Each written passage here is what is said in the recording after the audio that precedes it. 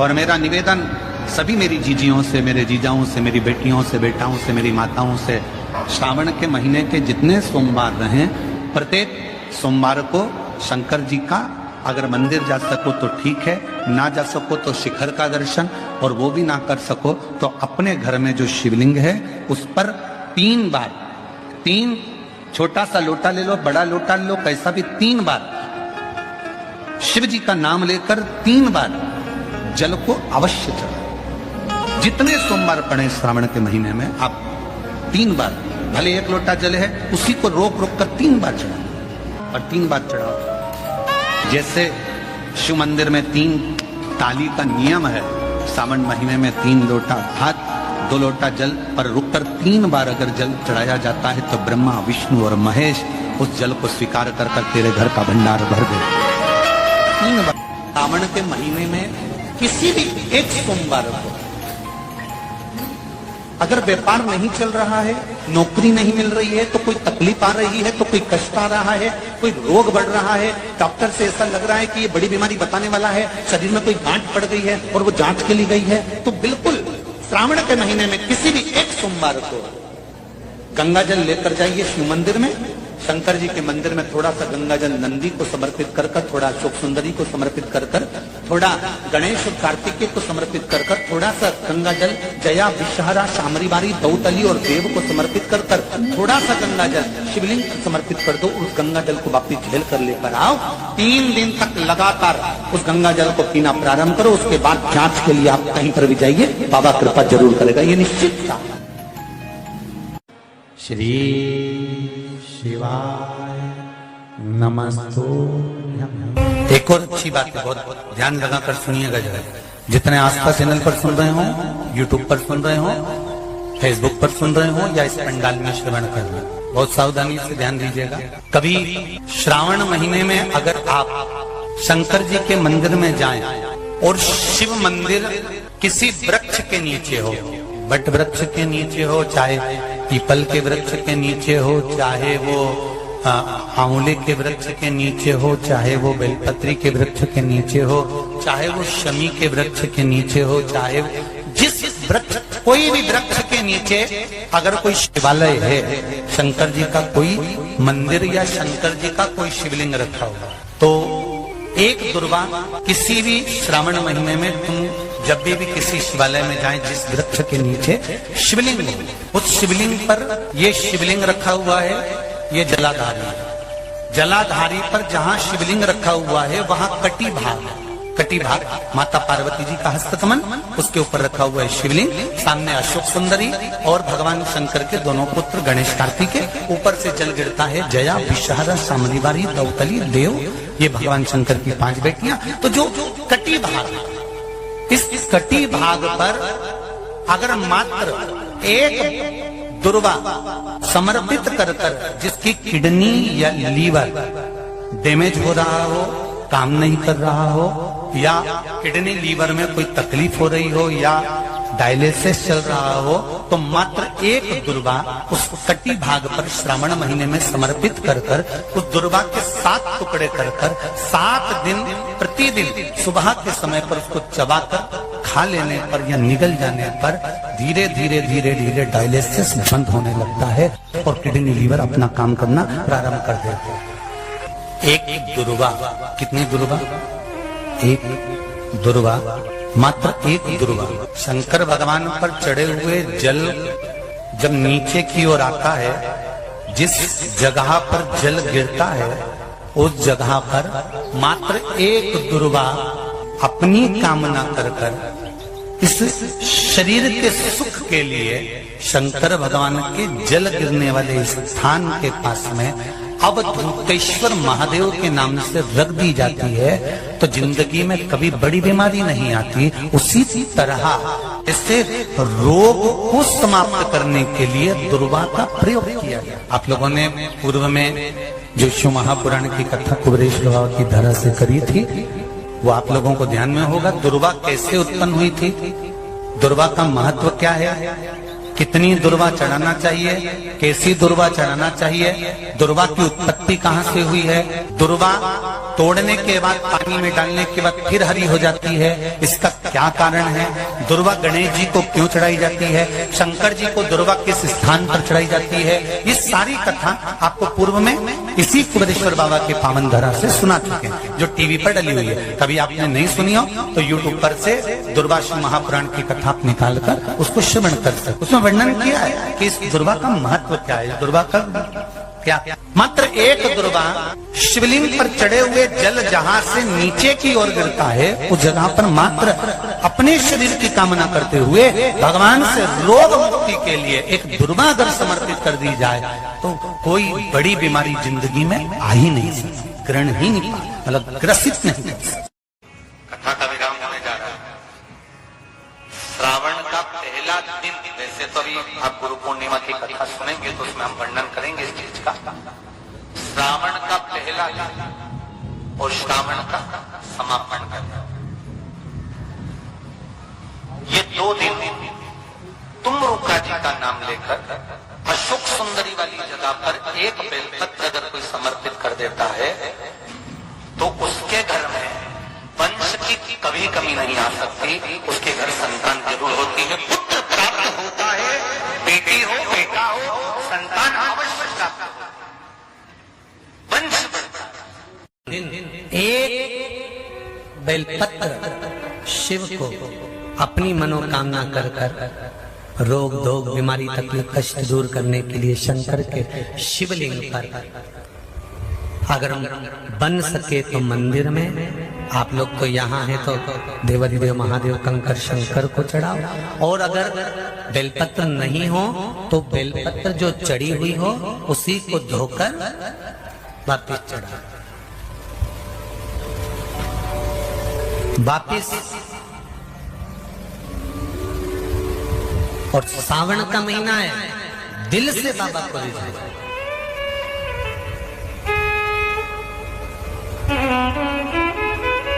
हम धर्म करने के चक्कर में, परमात्मा के भजन के चक्कर में किसी का अपमान ना करें। इसका जो माताएं श्रावण के सोमवार का व्रत करती हैं वो पशुपति व्रत मत करना। जो श्रावण के सोमवार का व्रत नहीं करती हैं वो पशुपति व्रत कर सकती हैं, उनको पशुपति व्रत करने का मना नहीं। पर यदि श्रावण का व्रत आप पहले से करते आ रहे हो, श्रावण महीने का व्रत करते आ रहे हो, या श्रावण के महीने में तुम सोमवार करते आ रहे हो, तो फिर पशुपति व्रत ना करते हुए इसको 1 महीना, भले 2 हुए हो 3 हुए हो 4 हुए हो, रोक दो। फिर अगला जब श्रावण पूर्ण हो जाए फिर जो सोमवार आए फिर चालू कर दो। पर अगर श्रावण का व्रत करते हो तो, और अगर श्रावण का व्रत नहीं करते हो तो पशुपति व्रत चालू है, मना नहीं। श्रावण के महीने में जल चढ़ाने के पात्र 2 कर लो। कितने पात्र कर लो? जम के बोलो जरा। 2 पात्र कर लो, भले 2 हाथ में लेकर मत जाओ, एक के ऊपर एक कलश लेकर जाओ। उसका कारण क्या है? शंकर भगवान ने मां पार्वती के सम्मुख में गंगा का आवाहन करा था। तो गंगा जी ने आकर पूछा था, स्वामी जब पार्वती आपके नजदीक में विराजमान है तो मुझे बुलाने का कारण क्या है? भगवान शंकर कहते हैं, श्रावण का महीना प्रारंभ हो रहा है, जब मेरे ऊपर सृष्टि का भार आएगा तो मुझे गंगा और पार्वती दोनों की जरूरत पड़ेगी। जब घर में विवाह आता है, शादी आती है, कोई फंक्शन आता है, कोई मेहमान आते हैं तो थोड़ी ड्यूटी बढ़ जाती है। रोज 8 बजे उठते हो, पर शादी रहती है तो कितनी बजे उठना पड़ता है? सुबह 6 बजे 7। यहाँ पर भी आप रोज अपने घर पर उठते होगे 8 बजे तक 7 बजे तक, पर यहाँ तो तुम जब सो रहे होगे तो सवेरे कब हो जाती है और रात कब हो जाती है तुम्हें नहीं मालूम पड़ता होगा कि कब रात हो गई कब सुबह हो गई। लोग ढोलक पीटते पीटते पीटते पीटते 11 12 1 और तुम्हारी लग गई झपकी और बज गई 3:30, सब लग गए लाइन में नहाने और तुम भी भगी जल्दी से नहाने। अब नहाने भी कहाँ जाए, तो माता इतनी चतुर, उन्होंने कहा बरसती हो रही है जल की। भगवान भी सोच समझ के पानी गिराता था, 3 बजे से गिराना चालू करता था 6 बजे तक। उस बीच में भगवान को भी मालूम है मिश्रा जी कहाँ से नल लाएगा, इसलिए उन्होंने चारों तरफ से पानी गिराया और तो नहाना के अंदर। बोलो सही है कि गलत है?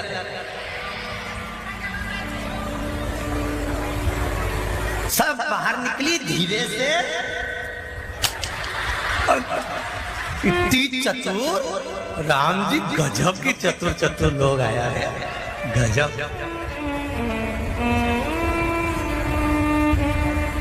पर एक बात कहूंगा, दिल लेकर आए हो, मेरा महादेव भी तुमको दिल से लुटाएगा, ये पक्का है। 5 पुष्प और 5 लोटा जल। सोमवार के दिन शिव जी के मंदिर में प्रातः के समय पर बाबा को 1 बेलपत्र, 1 दुर्बा, 1 पुष्प, 1 लोटा जल समर्पित कर थोड़ी देर रोककर श्री शिवाय नमस्तुभ्यम या पंचाक्षर मंत्र ओम नमः शिवाय स्मरण कर महामृत्युंजय मंत्र का स्मरण कर फिर बेलपत्र, फिर दुर्बा, फिर पुष्प, फिर जल, ऐसा 5 पंच बेलपत्र, पंच दुर्बा, पंच पुष्प, पंच पात्र जल तुम रुका जी का नाम लेकर समर्पित कर उस जल का आचमन करिए। 5 सोमवार या 7 सोमवार करिए, बाबा गर्भ अवश्य ठहराएगा और संतान अवश्य हो। तुम रुका जी के नाम का स्मरण ही जीव का आनंद दे जाता है। बोल तुम रुकेश्वर महादेव की, नंदीश्वर महादेव की। शिव के नाम का उच्चारण हमारे जीवन का सुख दे जाता है। श्रावण का पहला सोमवार होता है शिव तत्व का, श्रावण का दूसरा सोमवार होता है देवी तत्व का, मां दुर्गा, मां भवानी।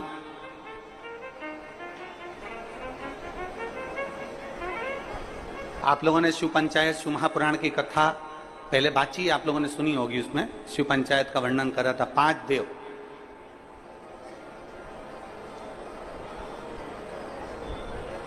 शंकर भगवान स्वयं पंचदेव में प्रथमता प्राप्त कर बैठते, मां दुर्गा, भगवान नारायण शिव पंचायत में, भगवान भास्कर देव और स्वयं भगवान शिव के सुंदर आनंद धारण करने वाले श्री गणेश पंच।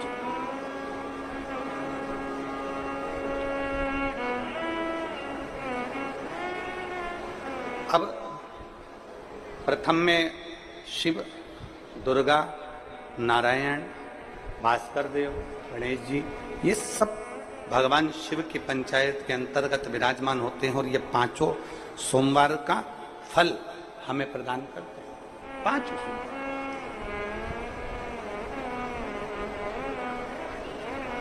एक सोमवार की महत्वता है, एक सोमवार का क्रम है। कई माताएं उस क्रम को धारण भी करती हैं, ऐसा नहीं कि कई माताएं नहीं करती हैं, सबका अपना अपना नियम होता है। कोई शिव मंदिर में जाता है तो 1 अक्षत, 1 चावल का दाना शिव जी को समर्पित करता है, कोई मंदिर जाता है तो 1 पुष्प शिव जी को समर्पित करता है, कोई मंदिर जाता है तो 1 बेलपत्र शिव जी को समर्पित करता है, कोई मंदिर जाता है तो जल समर्पित करता है। सबका अपना अपना भाव है, जैसे तुम शिव को मना सकते हो, जैसे आप भगवान शंकर को नहीं जा सकते। और मेरा निवेदन सभी मेरी जीजियों से, मेरे जीजाओं से, मेरी बेटियों से, बेटाओं से, मेरी माताओं से, श्रावण के महीने के जितने सोमवार रहें, प्रत्येक सोमवार को शंकर जी का अगर मंदिर जा सको तो ठीक है, ना जा सको तो शिखर का दर्शन, और वो भी ना कर सको तो अपने घर में जो शिवलिंग है उस पर 3 बार, 3 छोटा सा लोटा ले लो, बड़ा लोटा ले लो, कैसा भी 3 बार शिव जी का नाम लेकर 3 बार जल को अवश्य चढ़ा। जितने सोमवार पड़े श्रावण के महीने में आप 3 बार, भले 1 लोटा जल है उसी को रोक रोक कर 3 बार चढ़ाओ, और 3 बार चढ़ाओ। जैसे शिव मंदिर में 3 ताली का नियम है, सावन महीने में 3 लोटा अर्थात 2 लोटा जल पर रुककर 3 बार अगर जल चढ़ाया जाता है तो ब्रह्मा, विष्णु और महेश उस जल को स्वीकार कर कर तेरे घर का भंडार भर दे। 3 बार जल। गंगा जल का प्रयोग एक तो पितरों के लिए, दूसरा श्रावण के महीने में किसी भी एक सोमवार को, अगर व्यापार नहीं चल रहा है, नौकरी नहीं मिल रही है, तो कोई तकलीफ आ रही है, तो कोई कष्ट आ रहा है, कोई रोग बढ़ रहा है, डॉक्टर से ऐसा लग रहा है कि ये बड़ी बीमारी बताने वाला है, शरीर में कोई गांठ पड़ गई है और वो जांच के लिए गई है, तो बिल्कुल श्रावण के महीने में किसी भी एक सोमवार को गंगा जल लेकर जाइए शिव मंदिर में। शंकर जी के मंदिर में थोड़ा सा गंगा जल नंदी को समर्पित कर कर, थोड़ा अशोक सुंदरी को समर्पित कर कर, थोड़ा गणेश और कार्तिकेय को समर्पित कर कर, थोड़ा सा गंगा जल जया विषहरा शामरी बारी दौतली और देव को समर्पित कर कर, थोड़ा सा गंगा जल शिवलिंग पर समर्पित कर दो। उस गंगा जल को वापिस झेल कर लेकर आओ। 3 दिन तक लगातार उस गंगा जल को पीना प्रारंभ करो। उसके बाद जांच के लिए आप कहीं पर भी जाइए, बाबा कृपा जरूर करेगा, ये निश्चित था।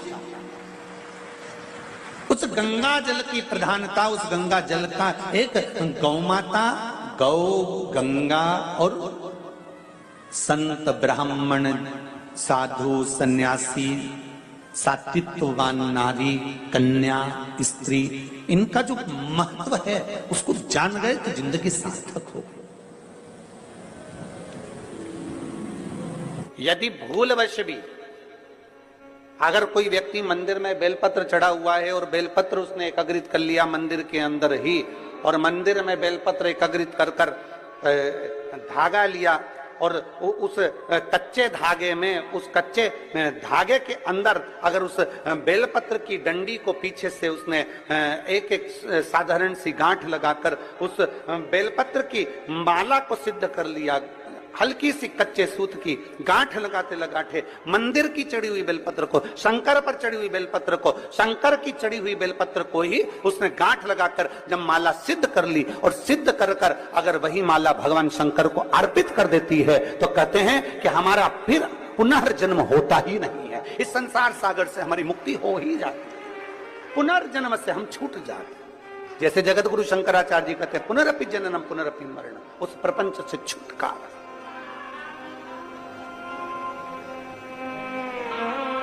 अब कई लोग ऐसे होते हैं कि वो पत्ती में छेद कर देते हैं, नहीं। शिव महापुराण की कथा कहती है चाहे बेलपत्र हो चाहे तुलसी पत्र हो, चाहे बेलपत्र हो चाहे तुलसी पत्र हो, इन दोनों पत्ती के अंदर सुई को नहीं पिरोना चाहिए। बेलपत्र के अंदर भी सुई को नहीं डाला जाता और तुलसी पत्र के अंदर भी सुई को नहीं डाला जाता, दोनों पत्र में। हाँ, कच्चे धागे से आप उसमें डंडी में गांठ लगाकर भगवान शंकर को माला धारण कर सकते हो, पर कौन सी बेलपत्र? फिर से बोलो जरा जम के, कौन सी बेलपत्र? जम के आवाज आना चाहिए। जो शंकर भगवान पर चढ़ी हुई है वही बेल धोया, माला सिद्ध करी और वही माला मेरे देव अधिदेव महादेव को समर्पित कर दी, वही माला। श्रावण के महीने में 3 जगह पर बेलपत्र, एक अशोक सुंदरी वाली जगह पर जिसकी डंडी का मुख जहां से पानी बहता है वहां रहे, बहुत ध्यान से सुनना। दूसरी बेलपत्र माता पार्वती जी का हस्त कमल जो जलाधारी है वहां, उसका डंडी का मुख अपनी ओर हो। तीसरी बेलपत्र शिवलिंग के ऊपर जिसका डंडी का मुख तुम जहां बैठे हो उससे ठीक विपरीत हो।